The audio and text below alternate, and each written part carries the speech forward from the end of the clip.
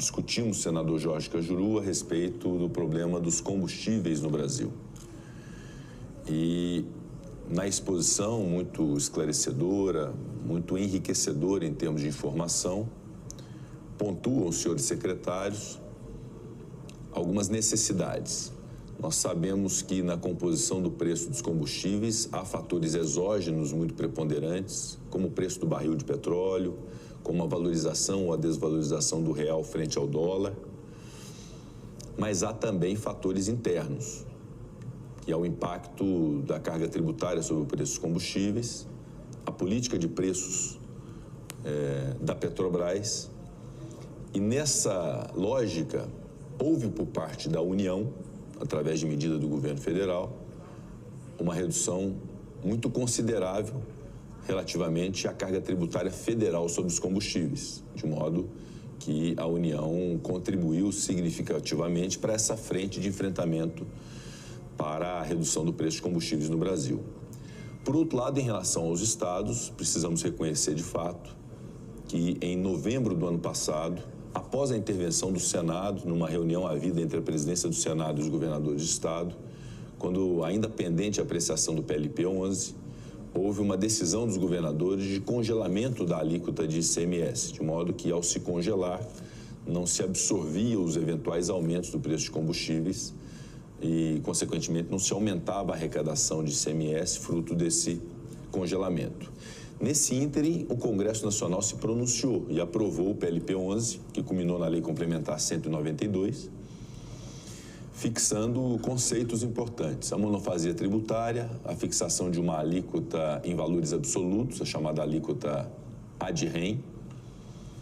e uma vez editada a Lei Complementar 192, o que fizeram os governadores e os secretários de Fazenda numa reunião do CONFAS, presidida pelo ministro Paulo Guedes, foi no sentido de se fixar uma alíquota única no valor de R$1 e permitir benefícios que são descontos para cada estado. Sustentam os secretários que é impossível se ter uma mesma alíquota para cada estado, porque isso geraria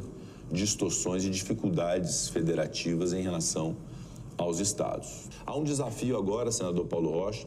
que é fazer com que os governadores tenham acessibilidade para o momento e agora em junho possam prorrogar o congelamento da alíquota de ICMS nos parâmetros definidos também pela Lei Complementar 192. Então, há iniciativas de várias frentes que precisam ser tomadas, seja a prorrogação do congelamento, seja a avaliação do CONFAS, aquilo que nós ponderamos quanto à fixação da alíquota de R$1, que eventualmente pode sofrer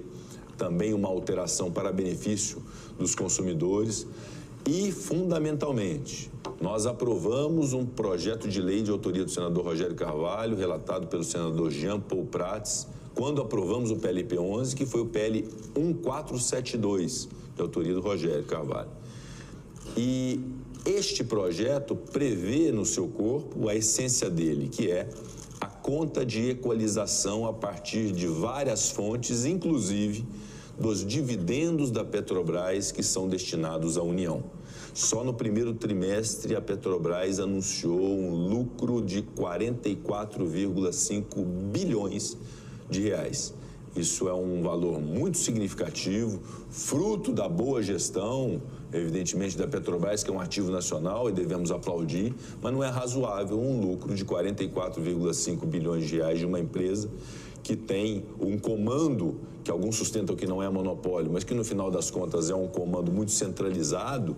dos combustíveis no Brasil, com o preço dos combustíveis da forma como está no nosso país. Então, a conta de equalização no PL 1472 é uma lógica hoje que precisa ser trabalhada, precisa ser valorizada e, eventualmente, aceita pelo Ministério da Economia e pela Câmara dos Deputados para poder se reverter esse benefício nacional da Petrobras para a sociedade, sobretudo para aqueles que mais precisam do combustível para a sua subsistência, para a sua sobrevivência, como é o caso dos caminhoneiros, especialmente os caminhoneiros autônomos. Qual